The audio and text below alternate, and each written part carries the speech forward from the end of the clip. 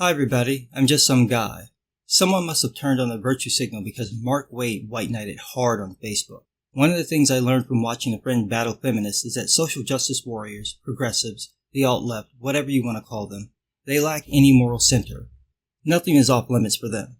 The only thing that matters is defending their ideology. You can take any number of situations, say comic book fans not liking the changes to their favorite characters, and you won't find a single progressive person who will approach that topic with any honesty. They will lie about the fans, they will double down on those lies, and they will project their own biases onto those fans. That pretty much sums up this rant Mark Waid posted on Facebook. It's a thing written by a man with no self-awareness. Don't get me wrong, he probably believes the bullshit he wrote, but he also knows it's bullshit. That cognitive dissonance always shows up with progressives, and is quickly followed by a ton of projection, because that's the only way that they can deal with it internally. It's like they're arguing with themselves crouched on a rock beside a riverbank. And we're going to see that here with Mark, so let's get in, and I'm going to read it the way it needs to be read. Mark says, "Harassment in this industry towards young creators of gender and of color, LGBTQ creators, just peaked. Something awful has happened, and we need to talk." This, children, is what we call a straw man. A straw man is when you exaggerate, misrepresent, or make up someone's argument, so your argument sounds more reasonable in comparison. It's a pretty common tactic in ideological arguments, especially among progressives. It's not just that they lie about what people actually think and say, it's that they try to poison the well against the other person or group. They basically appeal to hate by playing on people's negative feelings about certain things. Progressives do this by using the dog whistles Mark Waid used. Whoever progressives target is always sexist, always racist, always anti-gay. It doesn't matter if the people they're talking about are women, minorities, or part of the GLBT community. Progressives will always label their targets as bigots because nobody likes, wants to be, or will defend bigots. When you see these two fallacies, the straw man and the poisoning the well, you can rest assured that not one strip of evidence will ever be presented to prove whatever accusations progressives make. And that's what Waid does here. He says, "Over the past couple of weeks, a disproportionately large number of young creators have reached out to me about harassment from angry, fringe fans." Really? Who? Anyone we know? Oh, you mean Magdalene Passaggio? Maybe Tess Fowler? Maybe Erica Henderson? That's not a large number. That's like 3. So unless you're gonna drop some names to back up this claim, I call bullshit. With that in mind, the best and most worthwhile moments of the convention came from walking the floor, talking and listening, and raising awareness about how bad harassment has become. Awareness both among fences and among my generation of pros. So your fat ass wandered around the convention the whole weekend, blathering about fake harassment no one's actually experiencing. Dude, you're 55 years old, what the fuck are you doing? You're fear-mongering, that's what. You're trying to make people scared so you justify the bullshit you and other comic pros pull online. You don't like being criticized, and because the people criticizing you are mostly straight white men, you can play this game. Well, I'm black. How do you explain me? Because I don't like what you do either. I don't like all the politics, all the character swapping, and all the name calling and trashing fans who don't like the changes to their favorite characters. Does that make me racist, Mark? Well, come on, Mr. Well-off white dude. Explain to the black person what racism looks like. Too many of the lattices are still of the, ignore the haters, they'll go away school, until I remind them of the demented, armed fan at Phoenix Comic-Con last May who was arrested just before he could assault the guest of the show. Yeah, I'd be more worried about comic book professionals like Blake Leibel, who actually murdered his girlfriend by torturing and mutilating her over 8 hours. Or maybe you should remind them of Alexander Kolpakov, the male feminist YouTuber known as the Skeptic Feminist, who murdered his girlfriend earlier this year. I could go on listing all the progressive-leaning men who turn out to be total scumbags despite having the right politics. So you might want to remind your fellow pros of that while you're so busy playing the association game. Until I could share with them confidentially some of the most serious rape threats and death threats. So you're sharing other threats people received that they sent to you. You're sharing that with other people. Did those folks give you permission to do that? Better yet, why are people just randomly sending you copies of threats they got? Did you report any of them to the police? If you did, why are you showing people evidence from open cases? If you didn't, why not? Look, I watched Gamergate go down, Mark, and I watched feminists go after men's rights activists, so I've seen this game. People like you lie about threats and harassment, either making a handful of threats sound like hundreds, or flat out making them up. So until someone shows this actually happened, or that police are investigating something, I'm really not inclined to believe you. Conversely, and with transparency, let's talk about my misstep. This should be good. By unartfully making my original post about the industry harassment sound as if it all came from 1 or 2 YouTube videos, and not also from the repeated misogynist / anti-LGBTQ comments made in private as well as in the public, I got thrown by a brilliant bit of opposition judo. I allowed the conversation to be framed as comics creators can't take criticism or comic creators punch down on innocent fans. It's really stupid to lie about something we can check, Mark. I've got your original pussy-ass comment right here. You specifically targeted diversity in comics because you thought he was going to the convention you went to. You asked people to, quote, come find me if they saw him or his friends walking around. What you thought your old ass was going to do is up for grabs, but it is clear from what you wrote that you were going after DNC in particular. So your new claim that you made it sound like only 1 or 2 people were not actually harassing anyone is a fucking lie. Why are you lying, Mark? We have your own words here in black and white. Why are you lying? I fell into that trap like a turtle tyro. Oh look, you found Urban Dictionary. How good for you. Here's a tip from someone half your age. Don't fucking do that. Listen to how kids actually talk. Don't just pull words off a website. This is one of the reasons why the Champion book sucks. Anyway, he goes on talking about Marvel's shitty characters, and he says, come at me if you're offended by progressivism. If you stuff any more straw in that man, he's gonna catch fire. No one's offended by progressivism, Mark. They're just tired of people playing politics with their favorite hobbies. They're here for entertainment, not your fucking doctrine.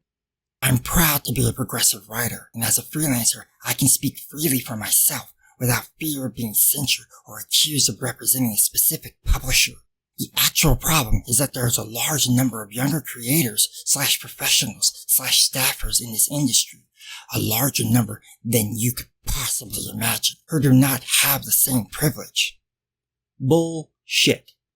Dan Slott stalks people all day on Twitter. Still has his job. Max Visaggio repeatedly tweets about committing violence against so-called cisgender people and got not 1 but 2 gigs, 1 at DC Comics and 1 at IDW, after posting that shit. Aubrey Sitterson spent years attacking fans on social media, saying some of the vilest things. Still got and has a job. So who are you talking about? Who are you actually talking about? Name them. Man, SJWs are just terrible at lying. You don't tell little lies like, there's this cute girl on my block. I'd like to talk to her, but she probably won't like me. No, it's like, I boned 5 females yesterday behind the bleachers. I came like 18 times. All you saw was skirts and jism and weave tracks. What person at what company is afraid to say something about people so-called harassing them? Who are they afraid to tell? Their bosses? The same people blocking folks online whenever they disagree with them? All these people you claim are being harassed have the ability to block anyone they don't want to talk to. Some of these folks use blockbots and blockchains to block not only the so-called harassers, but also anyone who follows them and anyone they follow. Tess Fowler had to spend the better part of a day unblocking professionals she accidentally blocked because she used a blockbot. None of these people seem the slightest bit scared to speak out on social media. Many of them write the same kind of so-called harassing messages to people they don't like Donald Trump. Oh, I get it. You can tweet at Trump that he's a fucking cum-stained douchebag, but if someone tweets at you that you're an SJW cuck, that just crosses the line. You don't get to throw out snarky comments and then get pissy when someone does it to you. They're being harassed repeatedly, and it's getting worse. As I said, I've been talking with many of them over the last few weeks. They're not histrionic people. They're not overly dramatic people. You mean like Heather Antos, who created a hashtag to defend herself from a massive, huge, whopping 6 salty tweets out of hundreds. We haven't seen a white woman damsel this hard since the antebellum South. All these people fall into complete histrionics whenever they get a salty comment, a clapback, or criticism. They're being, quote, harassed because they posted a comment in a public space and people who disagree with them commented back. That's literally the problem you want me to take seriously. No. And yet, they are legitimately frightened by harassers who threaten to come after them and find them at conventions and their stores and at their homes. Oh, you mean like B. Claymore did to Diversity in Comics when he threatened to follow him around a convention and goad him into throwing a punch? Or like you did on Facebook? Or like when progressive dox folks who say things they don't like? Or like when they try to get someone fired? Or like when they send SWAT teams to someone's home? Or when they try to get someone's kids taken by child services? You mean that type of stuff that progressives have been doing for years? Oh, but I guess it's okay when you do it. My mistake. One was told she would be burned to death. The other was told she should be put down like a dog. And those are examples of some of the less hateful attacks. I have screen caps of all of this material, and I'm looking at them right now, and they're being dealt with by authorities. But that's where we're at. This is becoming commonplace, and I have reached the end of my patience. Right. So if the police are investigating, let them do their jobs. If the threats are legit, then they'll find out who sent them and file the appropriate charges. But here's the thing. Too many of these harassment claims turn out to be false. Way too often we find out that the so-called victims sent whatever hate message or threat to themselves. Then they go and report to the people that folks are harassing them, and it turns out nothing actually happened. So I'm really hesitant to believe this stuff when you don't have any proof that there's this mass group of people harassing comic book pros. You can't point to a single YouTuber telling, suggesting, or even joking that people should harass someone, and you don't seem willing to cough up any proof to support what you say. But let me give you the benefit of doubt. You mentioned 2 cases. You've got what? A dozen, 2 dozen more examples? How many people use Twitter? How many people tweet at comic book pros? How many of those tweets are anything like what you mentioned before? You're talking about thousands of tweets a day, and I'm supposed to believe that because a literal handful of people sent some threats, that means there's thousands of evil harassers ruining progressives' lives. Sorry, I don't buy it. Not long ago, one of my friends has had something terrible happen to them because of all of this. At their request, I can't talk about it right now. It's been a bit, but it was vile, and the room is still fresh. This one time, this girl came over my house and stripped at the door. She had on Minnie Mouse panties. She didn't even let me get my pants down. She blew me right through my sweatpants. She said she wanted to do me after school like some homework. I said we could do it in the bedroom, but she said no, because then we'd have to stop. So we waited till everyone was fast asleep, and then we did it in the kitchen on the tabletop. Oh, we broke it on down. Dude, you're a writer. Lying should be second nature to you. If you're gonna lie, make it sound believable. You may choose not to believe me. I didn't choose not to believe you. You didn't provide any proof, so I have no reason to believe you. But I've always been truthful and transparent and straightforward with every one of you, every moment of every day for the last 35 years, and you know that. The only thing worse than a liar is a liar that's also a hypocrite.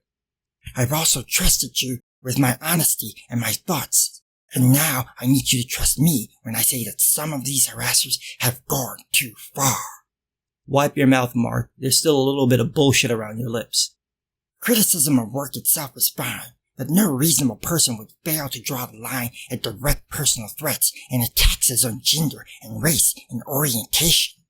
You are just intent on stuffing that straw man, aren't you? Name the people who said personal attacks and threats were cool. Come on. I know you can do it, Mark. I know it's going to be hard because your head's shoved so firmly up your own ass you can't help but talk shit, but try to get some truth out here. Who's saying it's okay to threaten people? Who's telling people to do it? Who's writing it off and saying it's no big deal when someone gets an actual, for real death or rape threat? Who's attacking women or minorities or gay people? Name the people doing it so we can call them out. Please, pro or fan, start championing positivity in comics, not hate. Established pros, myself included, have really started tamping down the instinct to push back on social media, even when the attacks get brutally personal and vicious. We have to rise above. Like you're doing here by strawmanning harder than the Scarecrow in The Wizard of Oz. You guys use block bots. You guys block people and then spy on their accounts.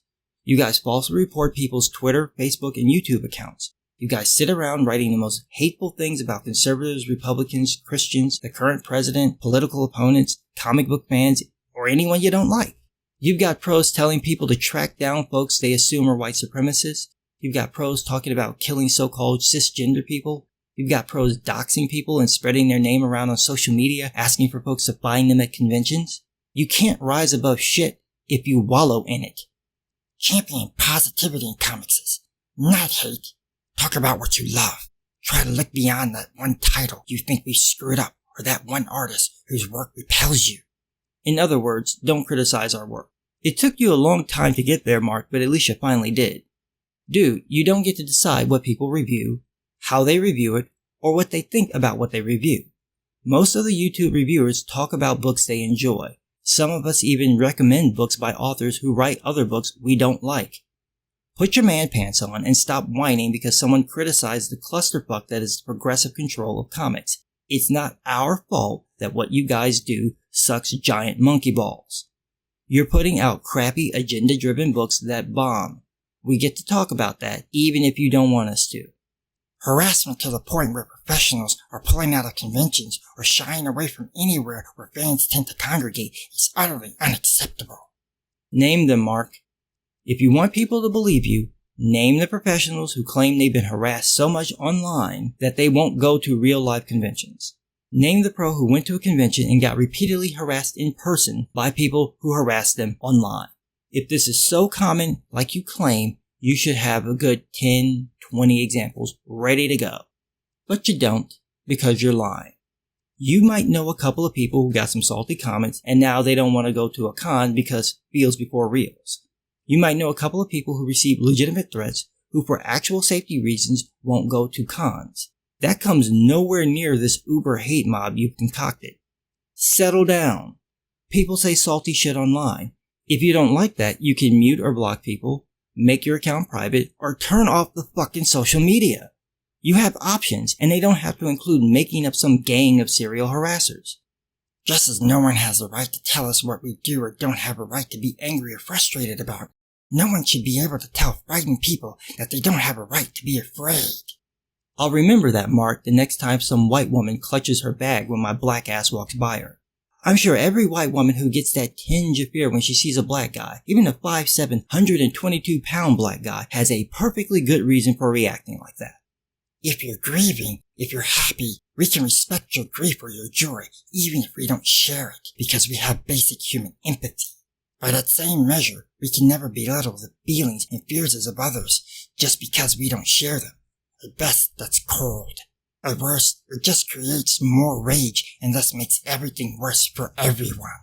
You know, that argument would work better if you showed the same empathy to the people you're trashing as harassers. But you don't seem to have any compassion for them or their feelings. Calling someone racist because they don't like Riri Williams is pretty cold, but that's what your side does. Calling someone sexist because they don't like feminist Thor is pretty cold, but that's what your side does. Calling someone homophobic because they don't like Iceman being turned gay is pretty cold, but that's what your side does. Calling someone transphobic because they don't like how Carol Danvers is drawn is pretty cold, but that's what your side does. You guys are very quick to name call, to shame, and invalidate the feelings of anybody not on your side. You guys don't show a lick of empathy for anyone you target. But all of that's really a red herring. What this is really about is that you guys thought you could inject your politics into the community and the community would just go along with it. The comic community, like the gaming, punk, metal, and tech communities, has never really been about politics. You can bring in as much diversity as you want, but that's never going to be the selling point for people in those communities. They're there for their hobby, not your agenda. Here's the thing, if you want to tell those types of stories, you can, with original characters. If people find what you did cringy or bad, well, that's their opinion. If it didn't sell well, there's nothing wrong with saying that. But you guys don't do that because it's really not about diversity. It's not about representation either. This is about control. This is the same thing that happened with Atheism Plus and with Gamergate. Once communities start breaking into pop culture, here you guys come with the politics complaining about this, that, and the other. You're not really concerned about that stuff. You just want to take something that's popular and make it all about you. This is why every one of these so-called diverse characters tick off at least one identity politics box. It's not about telling good stories. It's about proselytizing. You're trying to convert people to your ideology and you're mad they're rejecting it and you can't make them do otherwise. But here's the other element to it. Envy.